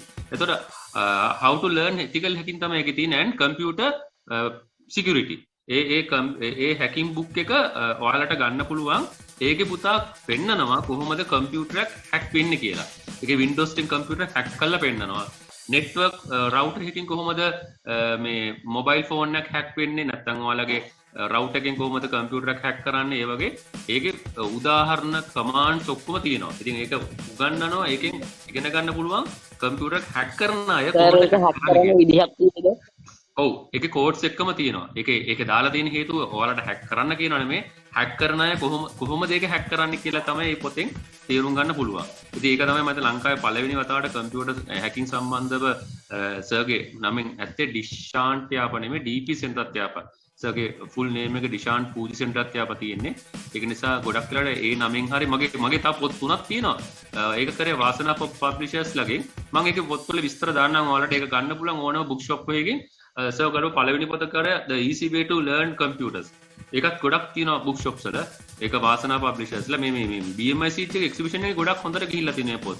සෙකන්ඩ් බුක් එක සර් කරා මේ මොබයිල් ෆෝන්ස් වල කොහොමද අපි දැන් ඔය මේ වගේම මොබයිල් ෆෝන් එකක් ඔයගොල්ලෝගේ ස්මාර්ට් ජංගම දුරකථනයක් කොහොමද වැඩ කරන්නේ කියන එක. ඒක රෙපෙයාර් එකක් ආවොත් කොහොමද ඔයගොල්ලෝ තනියෙන් කරන්නේ කියලා. ඒ පොතත් අරන් කියවන්න. ඒකත් හොඳයි. ඉලෙක්ට්‍රොනික ඩිවයිසස් කියන එකේ තියෙන පොඩි අපි ඒවට කියනවා අර body chips solid state level එකේ circuit chips කොහොමද අඳුරගන්නේ කියලා. ඉතින් ඒක SST වර්ගයේ ඒකේ පොතේ තියෙනවා. මම මේ පොතේ විස්තර ඔයාලට දෙන්නම්. ඊට අමතරව තුන්වෙනි පොත තියෙනවා. ඒක ඉන්ටර්නෙට් සම්බන්ධ බුක් එකක් ලියලා තියෙන. ඉන්ටර්නෙට් එකේ ගොඩක් බිස්නස් කරන අයට eBay එකේ Amazon එකේ AliExpress එකේ ඒ කොහොමද ඒගොල්ලෝ බිස්නස් කරන්නේ, ඒ බිස්නසස් කොහොමද අපි ලංකාවේ කරන්නේ කියලා. ඒක ඔයාලටම නෙමෙයි ගොඩක් වෙලාවට බිස්නස් ක්‍රවුඩ් එකට තමයි මේ පොත ලිව්වේ. මේ හතරවෙනි පොතේ ඉන්නේ ඊළඟට සර් පොතක් රිලීස් කරන්න බලාපොරොත්තු වෙනවා කම්පියුටර් සම්බන්ධ නෙමෙයි මේ රොබෝට්ස්ලා ගැන පොතක්. ඒක දැනට හදාගෙන යනවා. මේකේ මේ තියෙන්නේ not the main aspect data handling in the computer. අපි මේකත් දැනගත්ත observing කියන එක. Right. ඊළඟට number 15 which of the following does not affect the processor speed of a computer. ඒකත් ඔයාලට පුළුවන් ඒකෙත් මේ අඳුර ගන්න මොනවද තියෙන්නේ කියලා. එකේ තියෙන process speed එකට බලපානවා. ඇත්තට බලපාන්නේ නැත්තේ මොකද්ද කියලා අහන්නේ. words වල තියෙන size එක අකුරු වල වචන ප්‍රමාණයේ size එක කිසිම බලපෑමක් නැහැ. අනිත් ඔක්කොම බලපානවා. ඊළඟට router එකක් ගැන අහලා තියෙන මෙතනදී failure තමයි උත්තරේ. බල නොපාන එක අහන්නේ නිවැරදි නොවන්නේ කියලා. අනිත් ඔක්කොම නිවැරදි. router එකේ අක්‍රියතාවය කිසිම දිගින් computer malfunction එකට බලපාන්නේ නැහැ. computer එකේ තියෙන එක තැනක router එකේ තියෙන තව තැනක. ඉතින් මම හිතන්නේ මේ උත්තර නම් ගොඩක් අයගේ නිවැරදි. මේක වලටත් උත්තර ලියා ගන්න බැරි වුණා කියන්නේ උත්තර වැරදිට දුන්නා කියන්නේ අනිවාර්යයෙන්ම ඔයගොල්ලෝ මේ ප්‍රශ්න පත්‍රේ කියවලා නෙමෙයි උත්තර ලියලා තියෙන්නේ. ඒ නිසා ප්‍රශ්න පත්‍රයක් හමු වුණාම දෙසරයක් තුන් සැරයක් කියවන්න. කියවනකොට අමාරු නම් කොලයක් කරන් ළඟ තියාගෙන ලියන්න. දැන් මේ ප්‍රශ්නයක් මම ඉස්සෙල්ලා කිව්වා ප්‍රශ්නේ කොහොමද කියවන්නේ කියලා. the HDMI port කෑලි වලට කඩන්න. the HDMI port could be used to connect. එහෙනම් මෙතන තියෙන HDMI port could be used පුළුවන් to connect. for what? video cable. තමයි ඒක වැඩිපුරම පාවිච්චි කරන්නේ. HDMI cable එක use කරන්නේ වීඩියෝ බලන්න. මම මේක වීඩියෝ එකක් දාලා තියෙනවා. ඔව් video and audio. audio TV වල ගොඩක් පාවිච්චි කරනවා. ඔව් අනිවාර්යයෙන්ම වීඩියෝ ඔඩියෝ දෙකම පුළුවන්. ඊට පස්සේ මේක what is the beep sound. මේක නම් සමහර අය උත්තර ලියලා තිනවා හරියට beep එක හොයාගෙන තිනවා. මට මේක පුතෙක් ප්‍රශ්නයක් අහුව ඒක නිසා තමයි මේ ප්‍රශ්නේ දැම්මේ. කවුරු හරි ආව මගේ ක්ලාස් එකේ SS කියන්නේ මොකද්ද කියලා. ඇත්තට මම වෙලාවෙත් මට අමතක වෙලා තිබුණා. පස්සේ මම මේක කිව්වා සුපර් ස්පීඩ් තමයි SS කියන්නේ. ඒක නිසා මම මේකට ප්‍රශ්නයක් මම හැදුවා. මේ මම හදපු ප්‍රශ්නයක්. ඉතින් මේ වගේ ප්‍රශ්න සර්ත් හදලා දානවා. මේවා පුතා මේ පොත්පත්වල තිබුණේ නැහැ මේ ප්‍රශ්න. මේ සර් ඔක්කොම මේ හදපු ප්‍රශ්න. ඉතින් මේකත් ඒ වගේ type C එක මෙතනදී මතක තියාගන්න. මෙන්න මේ වගේ ඉස්සරහට අවිල්ල තියෙනවා. අපි ඒකට කියනවා male කියලා. ඇතුලේ සිදුරක් තියෙන එකට කියනවා female කියලා. ඔයාලා දාගලා තියෙනවා මේල් එකක් හැමතිස්සෙම ඉස්සරහට මෙම මේල් කියන්නේ අතර අපි පිරිමි කියලානේ කියන්නේ දැන් ගැහණු කියලානේ දැන් පිරිමි මෙහෙම ඉස්සරහට එකක් දිගට එකක් තියෙනවා මේ මේල් එක ඇත්තරම අපිට මේකට මේ ඉදිරියට ආපු මේ ඩිවයිස් එකට අපිට ෆීමේල් ජැක් එකක් ඇතුළට දාන එක තමයි මේ සිදුරක් තියෙන්නේ. ඒතර මේ සිදුරක් තියෙනවා නම් අනිවාර්යයෙන් මේක අපි කියන මේ වගේ ෆීමේල් කියලා මේල් එක තමයි අපිට මේක ඇතුළට දාන්නේ. ඒකට ඒක නිසා මතක තියාගන්න මේ සිදුරක් තියෙනවනේ අනිවාර්යයෙන් මේක ෆීමේල් ඉදිරියට නිරලා තියෙනවනම් ඒක මේල්. හරි ඉතින් මේක අපේ මේක වෙන අපේ ශරීර අවයවයක් හැටියට ගන්නත් පුළුවන්.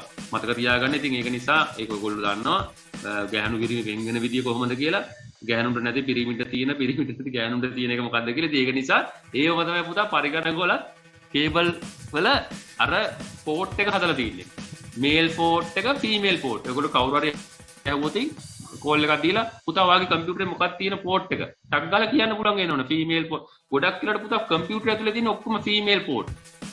හරිද? කම්පියුටර් ගහන්නේ මේල් පෝට්. මේවා මේල්. කේබල් එකක් ගත්තොත් ඒ දෙපැත්තේ දෙකම තියෙනවා මේල් සහ ෆීමේල්. හරිද? ඒක නිසා අඳුර ගන්න, තීරුම් ගන්න